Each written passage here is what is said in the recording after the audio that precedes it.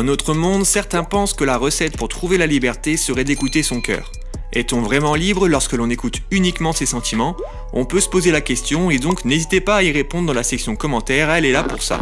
Jackie Hill Perry, une écrivaine, poète et rappeuse, s'est retrouvée confrontée à cette question et y apporte une réponse intéressante qui a transformé complètement sa vie. Dans cette vidéo, je vais vous raconter l'histoire de cette artiste américaine et son témoignage issu de son livre Gay Girl, Good God, récemment sorti en version française sous le nom « Une homosexuelle découvre la bonté de Dieu ».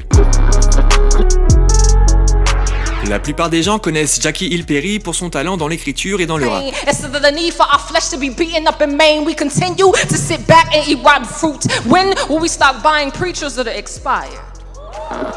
Elle a en effet participé à de nombreux concours d'éloquence et a sorti 2 albums avec le label Humble Beast, The Art of Joy en 2014 et Crescendo en 2018.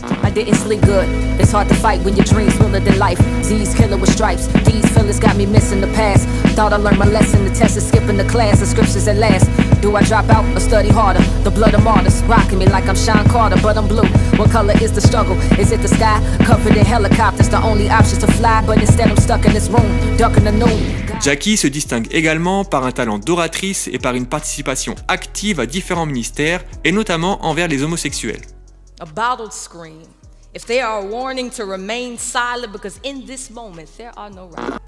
Née le 21 juin 1989, elle est élevée seule par sa mère. Son enfance n'a pas été facile, son père est absent, elle est agressée sexuellement à l'âge de 5 ans, puis elle est mise à l'écart et persécutée à l'école. Je me trouvais chez une amie ce jour-là.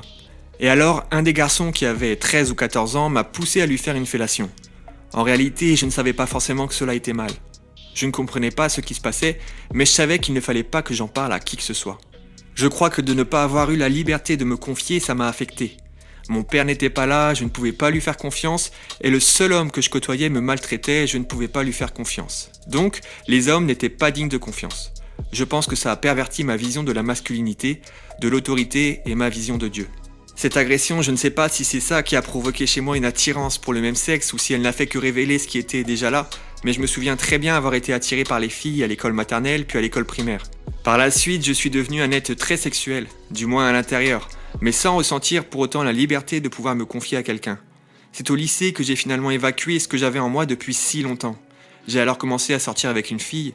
Je le ressentais comme une aventure parce que j'en avais vraiment envie depuis si longtemps. Dès l'âge de 6 ans, elle commence à imiter le comportement masculin.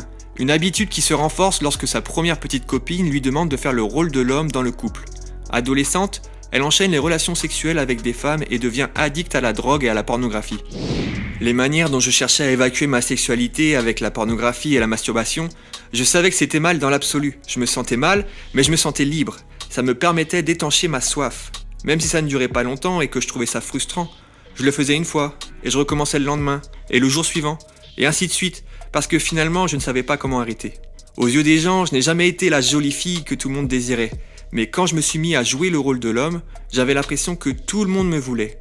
J'allais dans des clubs hétéros, et les filles se jetaient sur moi. Elles se sentaient aimées et en sécurité auprès de moi. C'était plus profond que de la luxure. C'était en quelque sorte une addiction qui permettait de renforcer ma propre estime. Un jour, alors qu'elle se trouve dans sa chambre en compagnie de sa petite amie, Dieu lui parle et lui dit « Elle sera ta mort ».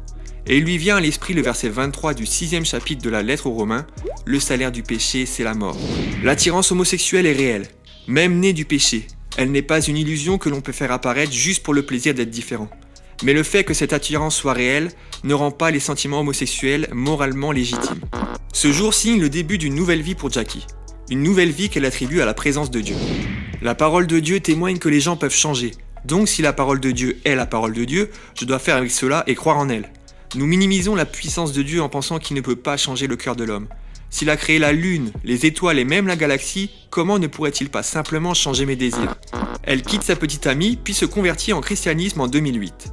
Elle rencontre Preston Perry en 2010 lors d'une rencontre de poésie qui devient un ami proche. Les deux amis se rapprochent et se fréquentent. La transition est difficile pour Jackie qui a du mal à faire confiance aux hommes. Le couple est plusieurs fois au bord de la rupture. En août 2013, lors d'une nouvelle rencontre de poésie, Preston demande la main de Jackie à travers son poème The Covenant. I love you so much. Oh my God. Will you do me the honors of marrying me? I knew this was gonna happen. Yes. She said yes. Ils se marieront au mois de mars 2014. Ils ont actuellement 2 enfants. My man Preston and his fiancée, Jackie Hill. J'ai rencontré Preston lors d'un concours de poésie à Los Angeles. Je partageais mon témoignage sur mon homosexualité et lui partageait le sien en racontant qu'il était un obsédé sexuel qui aimait coucher avec les femmes. Nous nous sommes rencontrés grâce à nos histoires respectives qui nous ont permis de nous entendre sur le plan amical. Nous avons été amis pendant 3 ans, mais notre amitié était un peu étrange parce que Dieu utilisait Preston pour me montrer que tous les hommes n'étaient pas pareils.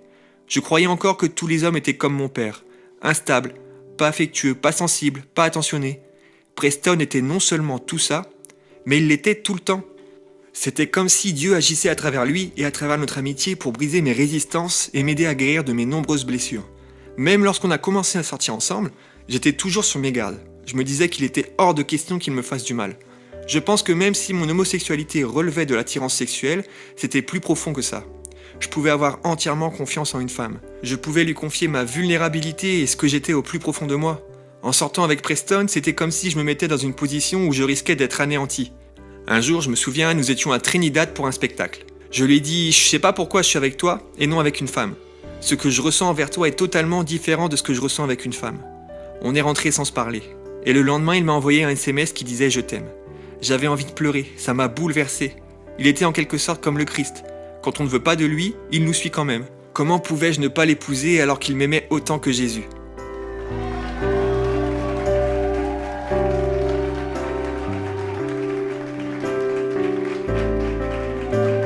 Aujourd'hui, Jackie doit faire face à une forte opposition. Son témoignage va à l'encontre des déclarations de groupes de défense des droits des homosexuels qui excluent la sexualité comme une caractéristique inhérente et immuable. Pourtant, ses propos dépassent le simple cadre de l'homosexualité. À l'époque où mes yeux se sont ouverts, le problème n'était pas seulement mon homosexualité, mais aussi mon orgueil, mon esprit rebelle, mon addiction à la pornographie et à la masturbation. Parfois, les chrétiens pensent que l'homosexualité est un plus grand péché que la fornication, alors que c'est complètement faux. Ils devraient se rappeler qu'ils étaient autrefois eux aussi liés par quelque chose. Le message général de Jackie ne se penche pas seulement sur l'homosexualité, mais sur le problème du péché en général. Dans son poème intitulé My Life as Stud, Jackie exprime le fait que Dieu aime les gens même s'ils sont homosexuels. Elle précise que le principal problème de l'homme est son cœur. I know you may be thinking, man, this is me, this is who I am, but the thing is, it's really not. All the girls, clothing, etc. is just a lackluster substitute for what you really need. God. On peut comparer notre vie à celle d'un arbre. On nourrit la feuille, mais on oublie que c'est la racine qui fait grandir la feuille. La racine, c'est le cœur de l'homme qui est en rébellion contre Dieu. Quand on parle à une personne homosexuelle, on doit l'aborder en tant qu'être humain ayant un problème avec le péché et ne pas se focaliser seulement sur son homosexualité. Selon Jackie, notre cœur est la source de nos problèmes. Et il faut donc apprendre à écouter Dieu plutôt que celui-ci. La Bible va dans ce sens et on peut lire dans Jérémie 17, verset 9 « Le cœur est tortueux par-dessus tout et il est méchant, qui peut le connaître ?» Ou encore dans Matthieu 15, verset 19 « Car c'est du cœur que viennent les mauvaises pensées. » Dans son livre, Jackie Hill Perry nous encourage à être authentiques dans nos relations avec les autres. Notre génération n'aime pas les personnes fausses et notre motivation première ne devrait pas être de vouloir convertir les gens, mais de leur donner de l'amour. Imaginez-vous entretenir une conversation avec quelqu'un dont le but est de vous convertir. Vous sentiriez-vous à l'aise ? Essayons de prendre soin des autres en tant qu'être humain, plutôt que d'essayer de les transformer en apôtre Paul du jour au lendemain. La troisième raison pour laquelle j'ai écrit ce livre est pour montrer aux non-croyants que la sexualité n'est pas juste la sexualité, quelque chose qui est là comme ça et avec lequel on doit faire. Elle a un but précis et elle fait partie du plan de Dieu. Dans Colossiens 1, verset 16, la Bible dit que tout a été créé par lui et pour lui. Cela inclut mon corps, ma sexualité et mon identité. Et parce que je connais Dieu, je me dois de tout faire pour le glorifier à travers ma vie. Je pense qu'il faut que les gens reconnaissent que Dieu appelle aussi ceux qui sont attirés par les personnes du même sexe. Même si cette attirance existe toujours, Dieu donne le pouvoir de lutter contre celle-ci. Je pense qu'il faut que l'on doit revoir notre manière de présenter l'Évangile. On ne doit pas venir à Dieu pour être droit, on doit venir à Dieu pour Jésus. Jésus est la raison pour laquelle les gens doivent venir à l'Évangile. Et s'ils viennent pour cette raison, ils resteront avec lui parce que c'est une promesse de Dieu. J'ai essayé de faire en sorte que ce livre pointe vers Dieu. Je sais que c'est un livre autobiographique, mais je ne l'ai pas vraiment fait pour moi. Ce livre est pour ceux à qui mon histoire va parler. pour qu'ils constatent la puissance de l'évangile dans ma vie et qu'ils puissent l'expérimenter eux-mêmes. But it really isn't about me. It's me leveraging my story so that you can see the gospel rightly.